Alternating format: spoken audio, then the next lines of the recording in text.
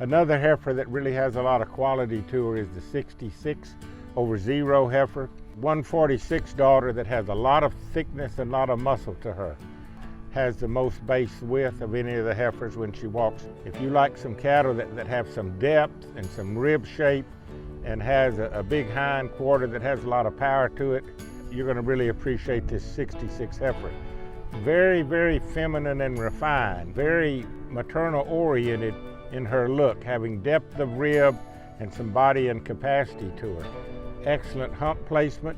She's got just a little bit of tint of red pigment to her, but not much, but a real nice heifer. She's going to be one of those easy feeding, good doing type heifers that's going to catch a judge's attention because of that muscle and thickness that she has, that thickness throughout, but still maintains some femininity and refinement about her. The old timers would say she's a real broody heifer, and usually that means heifers that have depth and volume and capacity to her, and that's how this heifer is. That's her most powerful thing, that thickness and muscle that she has, and that balance. She's a really nice balanced heifer. This heifer is sired by Sloan and out of a cow, JDH Lady Manso 106/1, who my dad purchased from our cousin, Lana Jo Ferguson. And he had to twist Lana Jo's arm to sell him this female. And originally he had planned, he always, when he's buying cows, has a bull in mind to breed the cow to. For this cow, it was 380. He had bought this cow, and in his head he thought the right bull would be 380.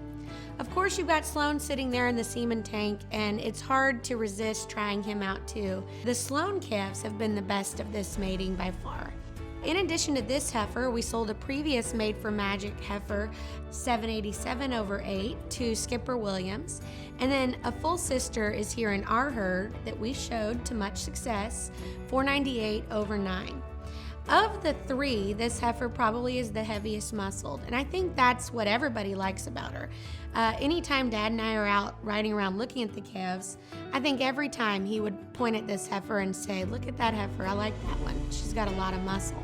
I think that is what's very unique about her, is that she's the heaviest muscled heifer in the offering, probably of the entire fall calf crop. She sticks out in that one regard, but just an excellent female.